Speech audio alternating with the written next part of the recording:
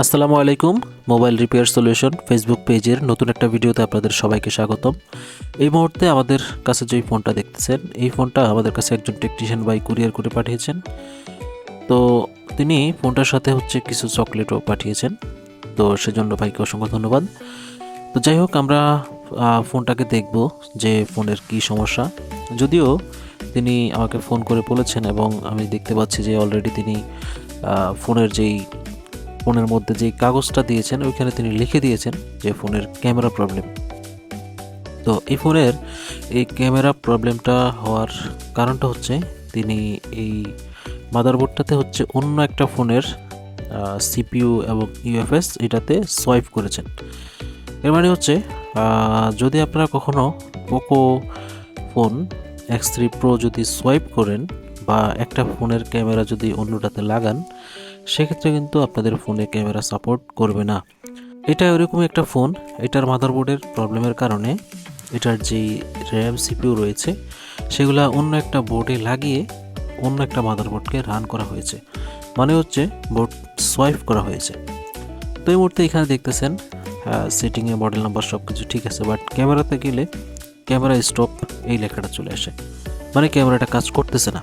এবং এইটা সমাধান করার জন্য উনি ফ্ল্যাশে ট্রাই করেছেন এবং ক্যামেরা যে কারেক্টরের ভ্যালু এবং যতটুকু পসিবল ফার্স্টে যতটুকু বেসিক যে সমস্ত কাজ করা দরকার সকল বিষয়গুলো উনি ট্রাই করেছেন, কিন্তু সমাধান না হওয়াতে উনি আমাদের কাছে কুরিয়ার করেছেন। তো এই মুহূর্তে আমরা এই ফোনটাকে সমাধান করব এবং আপনারা দেখতেছেন আমরা এই ফোনটাকে সমাধান করতেছি। সমাধান করার জন্য আমরা আমাদের প্রসেস অনুযায়ী এটাকে কাজ করতেছি। তো অনেক টেকনিশিয়ান ভাইরা আছেন যারা বর্তমান সময়ে প্রচলিত যে সকল আপডেট কাজগুলো রয়েছে এই কাজগুলো আপনারা শিখতে চান। তো সেক্ষেত্রে আমাদের কাছে বর্তমান সময়ে টেকনিশিয়ানদের জন্য 15 দিনের একটা কোর্স চালু রয়েছে, যেটা অ্যান্ড্রয়েড মাস্টার কোর্স। এখানে আমরা অ্যান্ড্রয়েড ফোনের এবং বর্তমান সময়ে প্রচলিত যে সকল কাজগুলো রয়েছে, বিশেষ করে সিঙ্গেল পাওয়ার আইসি, ডুয়েল পাওয়ার আইসি, ট্রিপল পাওয়ার আইসি। আপনারা জানেন যে এই যে পোকো ফোনটা, এটাতে 3টা পাওয়ার আইসি রয়েছে। 3টা পাওয়ার আইসির সমন্বয়ে এই ফোনটা রান করে। তো এরকমই বর্তমান সময়ে আপডেট লেভেলের যে সমস্ত কাজ রয়েছে আমরা সেই কাজের উপরে স্টুডেন্টদেরকে এবং টেকনিশিয়ান ভাইদেরকে প্র্যাকটিক্যাল নলেজগুলো শেয়ার করে থাকি। আমাদের এখানে ট্রেনিংয়ের যে সিস্টেমটা সেটা স্টুডেন্টরা কাজ নিয়ে আসে, এই কাজগুলো আমরা করিয়ে দেখিয়ে স্টুডেন্টদেরকে বুঝিয়ে দিই। বিশেষ করে যারা টেকনিশিয়ান ভাই রয়েছেন তারা কাজগুলো যেগুলোতে আটকে যান সেগুলো আমরা এখান থেকে করে তারপর ওনাদেরকে কাজগুলো বুঝিয়ে দিই।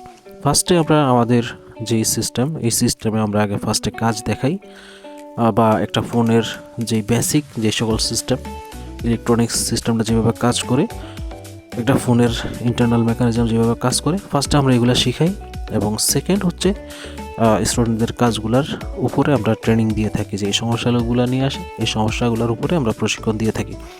তো এই ফোনটা দেখেন, এই ফোনটার ক্যামেরার সমস্যাটা আমরা সমাধান করেছি এবং এই ফোনটাতে আরও কিছু সমস্যা রয়েছে।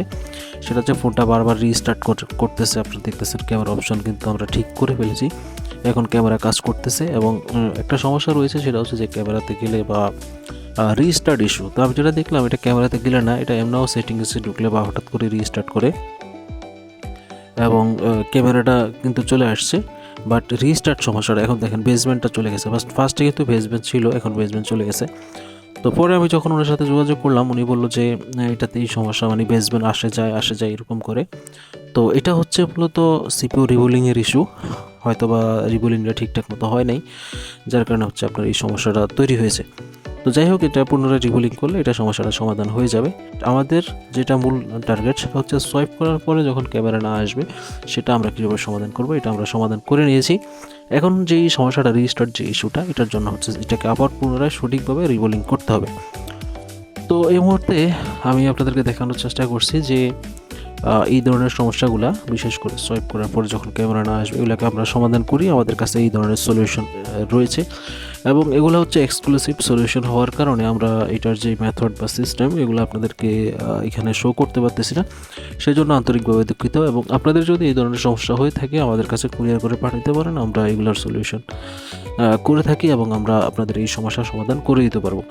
সেই সাথে যারা টেকনিশিয়ান ভাই রয়েছেন, যারা আমাদের পেজকে ফলো করেন, আপনারা চাচ্ছেন আপডেট লেভেলের কাজগুলো শিখতে, আমাদের সাথে যোগাযোগ করতে পারেন। আমাদের ফেব্রুয়ারি ব্যাচ ফুল বুকিং হয়ে গিয়েছে, মার্চের বুকিং চলতেছে। যারা আগ্রহী রয়েছেন আমাদের নেক্সট ব্যাচে বুকিং দিয়ে রাখতে পারেন। আজকে এতটুকুই, দেখা হবে পরবর্তী ভিডিওতে।